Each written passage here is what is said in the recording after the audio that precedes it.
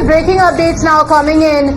The Afghanistan versus Pakistan tiff has now escalated further. In the latest update, the Afghan forces continue to attack the Pakistani militia along the Pakistan-Afghanistan border. Now, according to reports, 12 Pakistani soldiers have been killed in the clashes. Afghanistan's Taliban forces launching armed reprisals against Pakistani soldiers along the shared border on Saturday.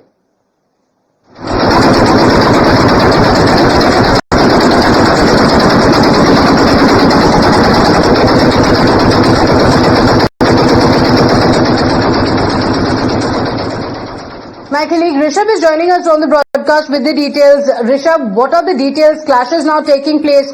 Afghanistan retaliating to Pakistan's aggression. Well, Pratibha, we are given to understand that the Taliban forces have opened fire at least 7 points along the Durin line in last 24 hours. This in retaliation to the airstrike that Pakistan conducted in Afghanistan on Friday morning. The wee hours of Friday morning, we saw Pakistan Air Force conducting airstrikes, claiming that they are going after Tehreek-e-Taliban, Pakistan's chief, who is hiding in Kabul.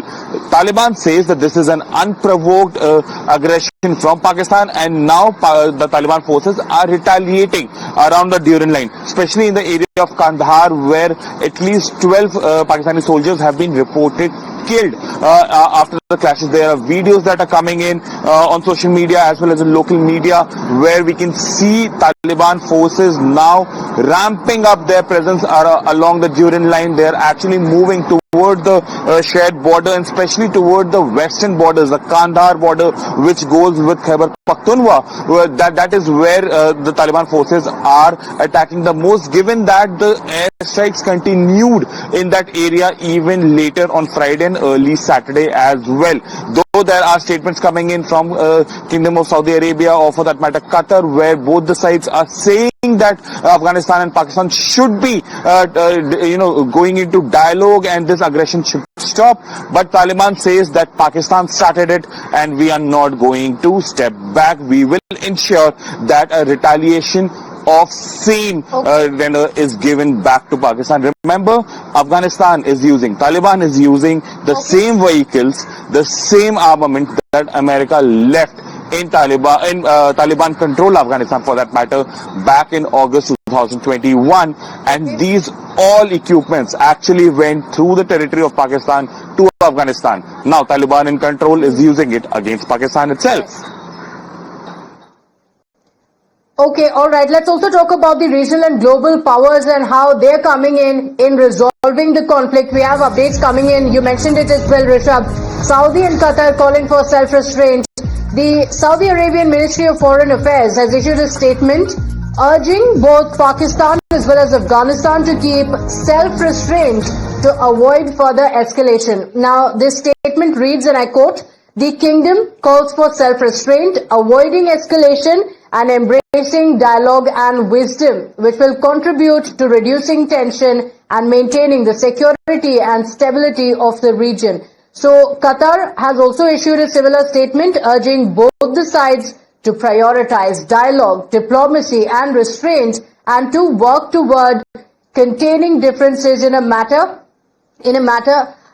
that helps reduce tension and avoid escalation in order to achieve regional security and stability. Now, Rabinder Sachdev joins us on the broadcast. Thank you for joining us, and a very good morning to you. Mr. Sachdev, how do you look at the developments here? First, we saw the aggression from the Pakistani side, and now Afghanistan is also retaliating. Qatar and Saudi Arabia have called for a de-escalation. How do you see this play out? Thank you so much. No, certainly, I mean, these are, in some senses, unexpected developments. These attacks which are going on out there. But at the same time, they are expected also, we could say, because these issues have been, brewing for a long time between Afghanistan and Pakistan. However, what makes it little more special or uncommon is the fact that these two countries openly going and attacking each other. So that is certainly a new development, and definitely, yes, in the overall sense, as a matter of concern, war and violence anywhere is not a welcome sign. But it seems the differences between them are so irreconcilable. Also, it could be that, Pakistan has been a little bit, I think, perhaps encouraged by its recent, in the past few months, diplomatic wins, if I were to say, and therefore Pakistan may be thinking it's an occasion when it has a certain world environment in its favor. Not world environment, but let's say the world powers in its favor. It has that deal with the Saudis for defense. It has, growing understanding with the United States. So Pakistan may have been emboldened by that, I think, also to, go down this path.